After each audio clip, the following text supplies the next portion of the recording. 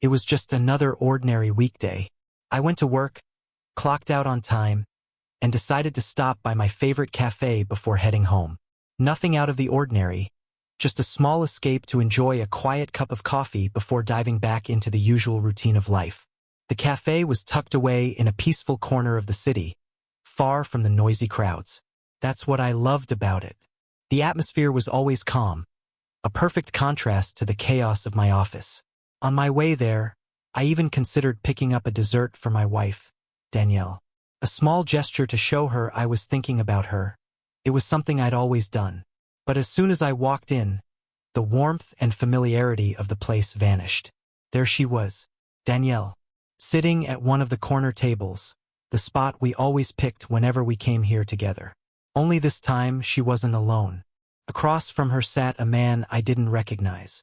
They were leaning in close, like the world outside didn't exist. Danielle's hand rested on his arm in a way that felt far too familiar, far too intimate for someone who wasn't me. At first, my brain tried to rationalize what I was seeing. Maybe it was a colleague, maybe an old friend. But as I stood frozen near the entrance, I saw the way she laughed at something he said. Not the polite laugh she used with acquaintances or strangers, but her real laugh, the one that used to be reserved for me. The cafe was quiet enough that I could hear snippets of their conversation, though I wished I hadn't. "I've missed this," she said softly. Her eyes locked on his like he was the only person in the room. My heart sank. Missed this? What did she mean? My legs felt like they were made of stone, but my hands started to tremble. I wanted to walk over, to confront her, to demand an explanation. But something held me back. I turned away before they could see me. My mind was racing, my chest tightening with every breath. As I stumbled outside, I realized I couldn't go home. Not yet. Not while she was sitting there with someone else, smiling at him the way she used to smile at me. I sat in my car for what felt like an eternity, gripping the steering wheel as if it could somehow anchor me in the storm of emotions swirling in my head. Anger, disbelief, heartbreak. They all fought for control, and I didn't know which one would win. Then, an idea struck me. I reached into the glove compartment, grabbed a piece of paper and a pen, and wrote 3 words that I hoped would convey the magnitude of my fury and pain. "Don't come home." I walked back to the cafe, my legs moving on autopilot. I didn't care if she saw me now. I pushed the door open, strode straight to their table, and placed the note in front of her without saying a word. Danielle's eyes widened in shock as she looked up at me. For a moment, I thought I saw guilt flash across her face, but it disappeared just as quickly, replaced by something I couldn't quite read. I didn't wait for her to say anything. I turned around and left, leaving her and her companion sitting there in stunned silence. As I drove away, a single thought echoed in my mind. What will she do next? Little did I know, the answer to that question would be far worse than I could have ever imagined. Driving away from that cafe, my hands gripped the steering wheel so tightly that my knuckles turned white. My mind was a whirlwind of emotions. Anger, betrayal, and a desperate need for answers. How long had this been going on? Who was that man? Was I so blind that I didn't see this coming? I didn't go home. The thought of sitting alone in the house we'd built together, surrounded by memories of happier times, felt unbearable. Instead, I parked at a quiet overlook on the edge of town. The sun was setting, casting a fiery glow over the horizon, but I couldn't appreciate its beauty. My thoughts were too loud.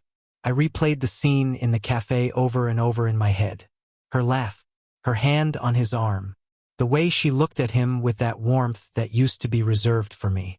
It was like watching a movie I hated but couldn't stop. And then there was the note, those 3 words. Don't come home. Was it enough? Would she take it seriously? Did I even mean it? Part of me hoped she'd be devastated, that she'd realize what she'd done and beg for forgiveness. But another part of me, the part that felt like a fool, wanted her to stay gone. An hour passed, then 2. My phone sat on the passenger seat, screen dark and silent. I couldn't decide if I wanted her to call or not. Finally, I couldn't take the waiting anymore. I turned the car around and headed home, unsure of what I'd find. When I pulled into the driveway, the house looked the same as always, calm, quiet, deceptively normal. I stepped inside, half expecting to see her there, waiting to explain herself. But the living room was empty. The kitchen was dark. The silence was deafening. I walked upstairs to our bedroom, and that's when I saw it. Her closet was open, and half her clothes were gone. The hangers hung bare like skeletons, a stark reminder of what was missing. The drawer where she kept her jewelry was empty, too. My heart sank further with every step I took. On the nightstand, I found a folded piece of paper. My name was scrawled on the front in her familiar handwriting. I hesitated before picking it up, my stomach churning with a mix of dread and curiosity. The note was short, but every word felt like a dagger. You told me not to come home, so I won't. I need time to figure things out. Don't call me. That was it. No apology, no explanation. Just a cold, dismissive response that made my blood boil. I threw the note onto the bed and sank into the chair in the corner of the room. The woman I thought I knew, the woman I'd loved for years, was gone. And the worst part? I had no idea where she was or what she was doing. But then, as I sat there in the growing darkness, my phone buzzed. The sound jolted me out of my thoughts, and I grabbed it, half hoping it was her. It wasn't. The number was unfamiliar, but something told me to answer.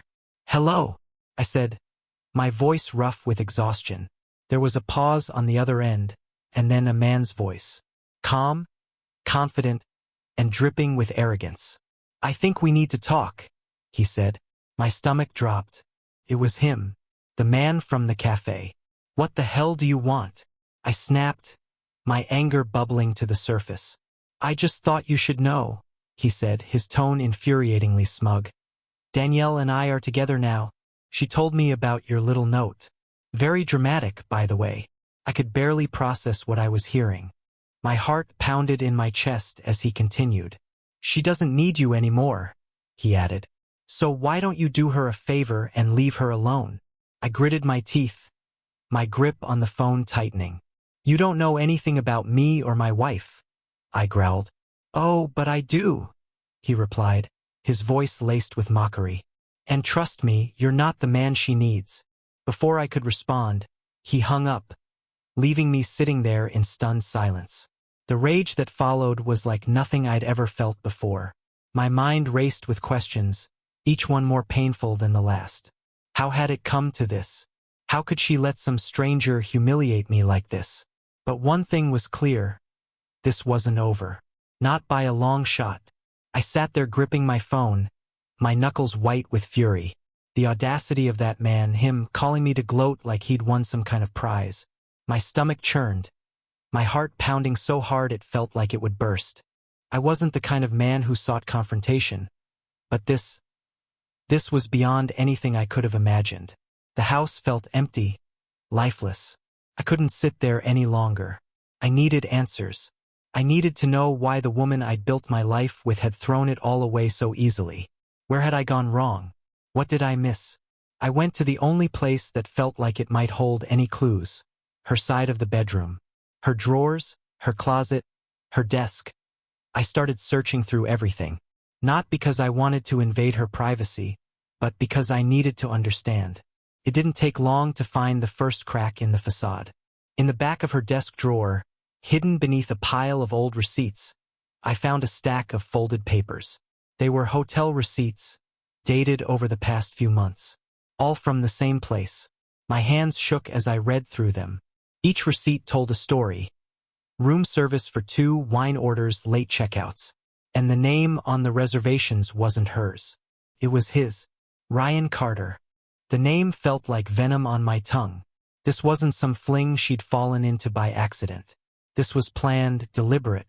She'd been living a double life right under my nose. I collapsed onto the bed, clutching the papers.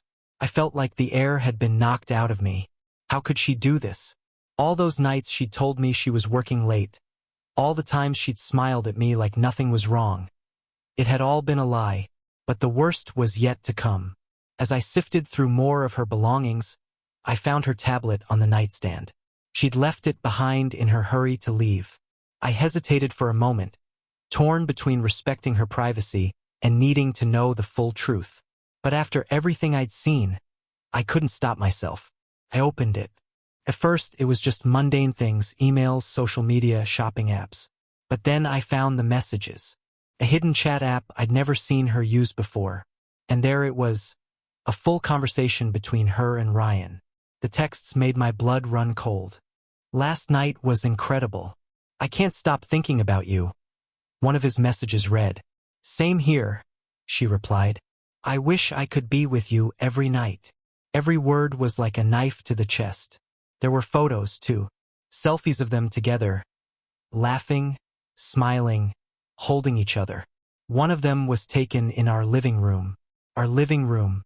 I couldn't take it anymore. I threw the tablet onto the bed, my heart pounding with rage and heartbreak. But then something else caught my eye. A message she'd sent just hours earlier, after I left the cafe. "I can't believe he found us," she wrote. "He looked so pathetic. I almost feel sorry for him." Ryan's reply was even worse. "Forget him. He's not worth your time. You're with me now." I stared at the screen, my jaw tightening. They didn't just betray me. They mocked me. They laughed at me behind my back, like my pain was some kind of joke. For a moment, I didn't know what to do. I was a man undone, standing in the ruins of a life I thought I understood. But one thing was clear. This wasn't just about me anymore. I needed to confront her, not with shouting or anger. No, she didn't deserve the satisfaction of seeing me lose control. I needed to show her what she'd done, to make her understand the depth of the betrayal she'd inflicted. I grabbed my phone, my hands still trembling, and began recording. I recorded the receipts, the messages, the photos, everything. If she thought she could walk away from this without consequences, she was dead wrong. As I finished saving the evidence, a notification popped up on her tablet. It was from Ryan. "Can't wait to see you tonight. Rooms already booked." My heart raced as I read the message. Tonight. She was planning to meet him tonight. I felt a surge of adrenaline, my mind racing with possibilities. If she thought she could keep sneaking around, she had another thing coming. I wasn't going to let her destroy my life and walk away unscathed. Not anymore. The message from Ryan was like a spark in a dry forest, igniting something deep inside me that I hadn't felt in years. It wasn't just anger anymore. It was a sense of determination, a need to take control of a situation that had spiraled so far out of my hands. She thought she could mock me, humiliate me, and carry on with him like I didn't exist? Not tonight. I took a screenshot of the message on her tablet, noting the name of the hotel and the room number he'd sent her. It was the same hotel from all the receipts I'd found earlier. A sickening consistency that turned my stomach. The clock on the wall told me I had a few hours before their little rendezvous. Enough time to think, to plan. I wasn't going to go in guns blazing or shouting like a madman. That's what they'd expect, and I wasn't about to give them the satisfaction. Instead, I made a call. The voice on the other end answered after 2 rings. "Hey man, what's up? You sound off." It was my best friend, Eric. One of the few people I could trust. "Eric," I said, my voice steady but tense, "I need your help, and I need you to keep this between us." "Of course. What's going on?" "It's Danielle," I said, my throat tightening as I spoke her name. She's cheating on me." There was a pause. "What? Are you serious?" "Dead serious. I caught her at a cafe today with the guy. And now, I know where they're meeting tonight." Eric didn't hesitate. "Tell me where you are. I'm on my way." By the time Eric arrived, I had everything ready. The receipts, the screenshots, the photos. He sat across from me at the kitchen table, his expression a mix of shock and fury as he looked through the evidence. "Unbelievable," he muttered, shaking his head. "I never thought Danielle would do something like this. Are you okay, man?" I didn't know how to answer that question. Was I okay? Not even close. But I couldn't let that stop me. "I'm not okay. But I'm not going to let her get away with this either." We hashed out a plan. A way to confront her and Ryan without letting things escalate into chaos. Eric was my anchor, keeping me grounded when my emotions threatened to take over. By the time we finished, The sun had dipped below the horizon, and the streets were cloaked in darkness. It was time. We drove to the hotel in Eric's car, parking a block away to avoid drawing attention. My heart pounded in my chest as we approached the building, but my resolve was stronger than ever. Inside, the lobby was quiet, the faint hum of elevator music playing in the background. We approached the front desk, and Eric took the lead, flashing his most confident smile. "Hi," he said to the receptionist. "We're here to surprise a friend. Room 312. Can you call up and let them know we're here?" The receptionist hesitated, glancing between us. "I'm sorry, sir. I can't." Eric leaned in slightly, lowering his voice. "It's a surprise for his anniversary," he said, nodding toward me. "We're just trying to make it special." It wasn't the most convincing story, but it worked. The receptionist picked up the phone and dialed. "They're not answering," she said after a moment, "but you're welcome to head up." We thanked her and headed to the elevator. Every second felt like an eternity as it ascended to the third floor. My hands clenched into fists, and Eric gave me a steadying look. When we reached the door to room 312, I hesitated for a moment. This was it, the moment I'd been dreading and anticipating all at once. I raised my hand and knocked. There was a pause, and then I heard footsteps. The door opened a crack, and there he was, Ryan. He looked confused at first, but then recognition dawned on his face. "You," he said, his voice dripping with disdain. Before he could say anything else, I pushed the door open, forcing him to step back. Danielle was inside, standing by the bed, her face paling when she saw me. "Mark," she stammered, taking a step back. "What are you doing here?" I didn't answer her. Instead, I turned to Ryan, my voice calm but ice cold. "So you're the guy, huh? The one who thinks he can take what's mine." Ryan scoffed, crossing his arms. "She's not yours anymore, man. Get over it." Danielle tried to intervene, stepping between us. "Mark, please." I held up a hand, silencing her. "Don't. You've done enough."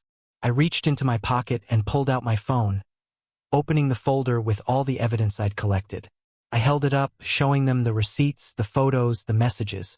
"This," I said, my voice shaking with restrained anger, "is what you've been doing behind my back, and you thought I wouldn't find out." Danielle's face crumpled as she tried to speak, but no words came out. Ryan, however, just smirked. "What do you want? A pity party?" he sneered. "She's with me now. Deal with it." I took a step closer, my voice dropping to a dangerous whisper. "You think this is over? You think you've won?" Ryan's smirk faltered for the first time, and Danielle looked at me with wide, fearful eyes. "This is just the beginning," I said, turning on my heel and walking out, leaving them both standing in stunned silence. As the elevator doors closed, Eric put a hand on my shoulder. "You did the right thing," he said. But as we drove away, I couldn't shake the feeling that the worst was still yet to come. The ride home was silent. Eric didn't press me, and I appreciated that. My mind raced with everything that had just happened. Their faces, their pathetic excuses, Ryan's smug arrogance. It all swirled in my head like a tornado.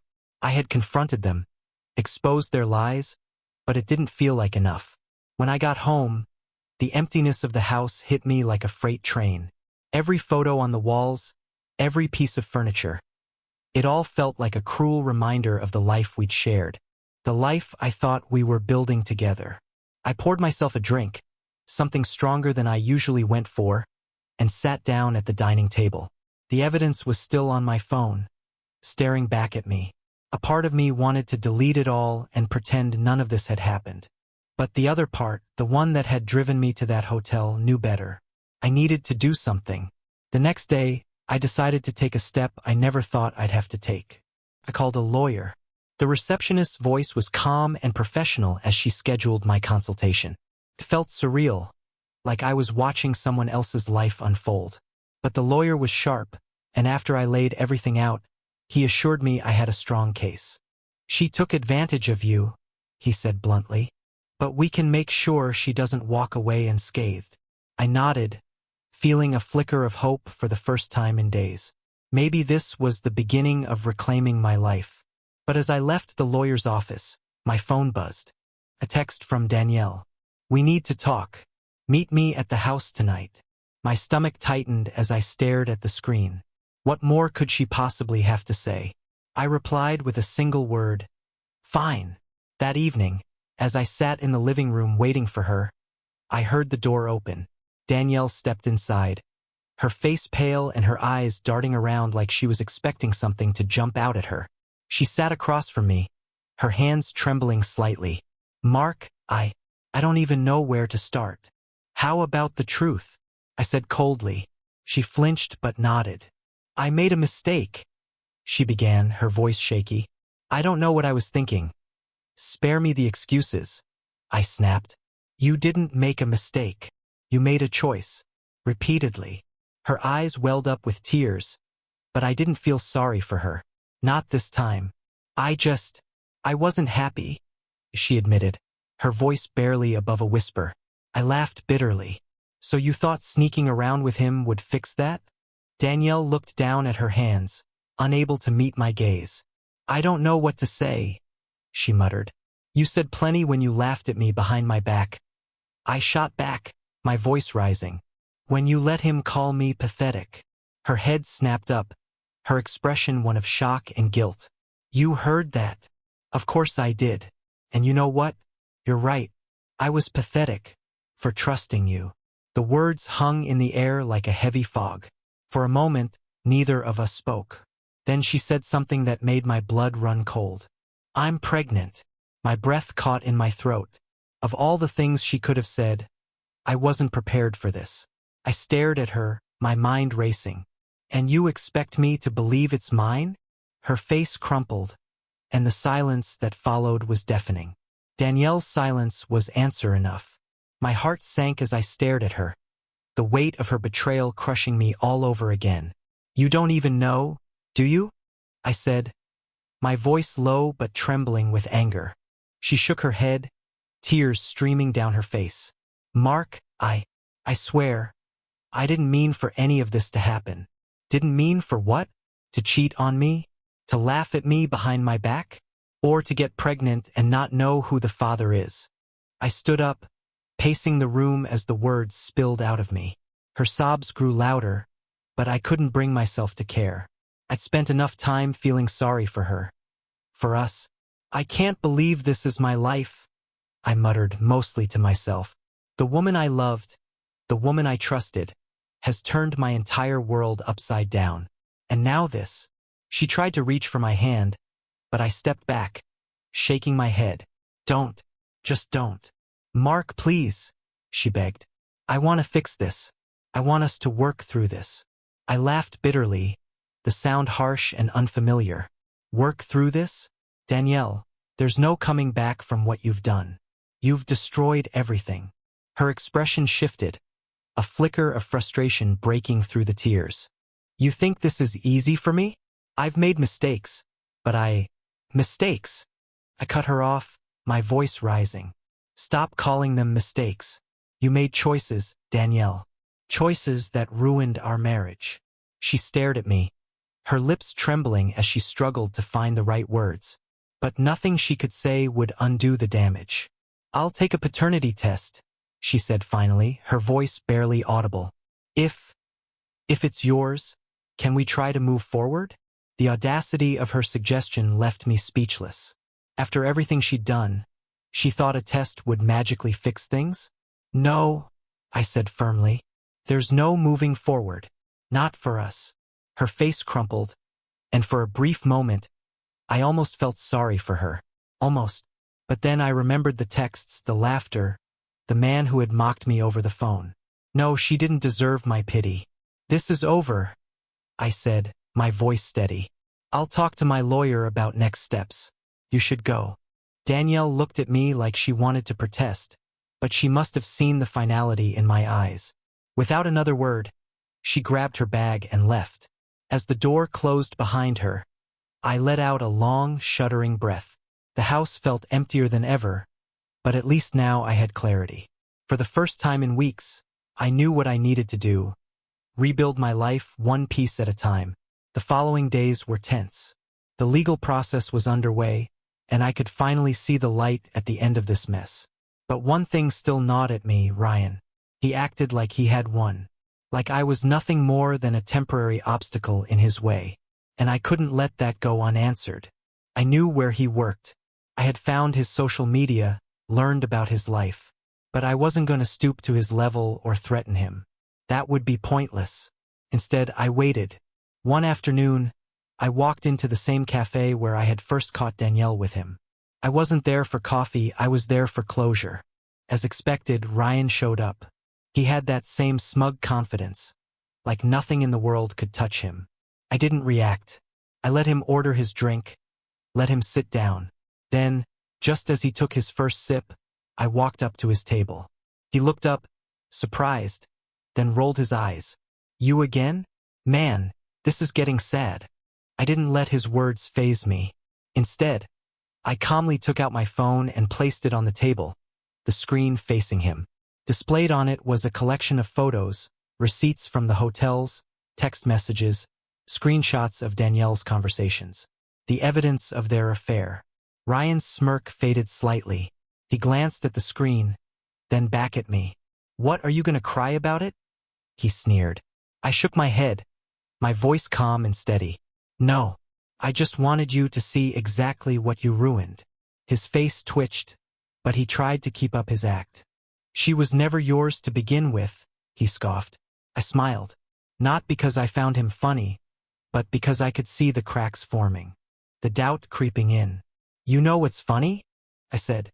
"You think you won something, but all you did was inherit a liar, a cheater, and a woman who will eventually do to you what she did to me." His jaw tightened, his fingers gripping his coffee cup a little too hard. He wanted to say something, but I could see it in his eyes. The seed had been planted. I leaned in slightly. "Enjoy it while it lasts." Then I turned and walked away. I didn't look back. I didn't need to, because for the first time since this nightmare began, I knew I had truly moved on. After walking away from Ryan, I felt lighter. Not because I had won. I didn't see this as a game, but because I had finally let go. There was nothing left for me to hold on to. Danielle had destroyed our marriage, and Ryan had tried to mock me. But in the end, they were the ones trapped in a cycle of lies and betrayal. I was free. The divorce process moved quickly. Thanks to the overwhelming evidence, the court favored my case. Danielle didn't fight for anything. Maybe she was too ashamed, or maybe she realized there was nothing left to salvage. Either way, she signed the papers without resistance. One afternoon, just as I was finalizing some documents with my lawyer, I received a message from her. "Danielle, I know I don't deserve forgiveness, but I just wanted to say I'm sorry." I stared at the screen for a long moment before locking my phone and slipping it into my pocket. Some words come too late. Some wounds cut too deep. And some people never get a response. With time, the pain dulled. I focused on myself, rebuilding, rediscovering, moving forward. I reconnected with old friends, picked up hobbies I had abandoned, and for the first time in years, I wasn't living in the shadow of someone else's choices. Months later, I found myself at the same cafe where everything had started. But this time, I wasn't looking for answers. I was just there to enjoy a coffee. As I sipped my drink, watching the world move around me, I realized something. I had survived. And not just survived, I had come out stronger. Danielle's betrayal had nearly broken me, but it didn't define me. She was my past. And my future, that was mine to build.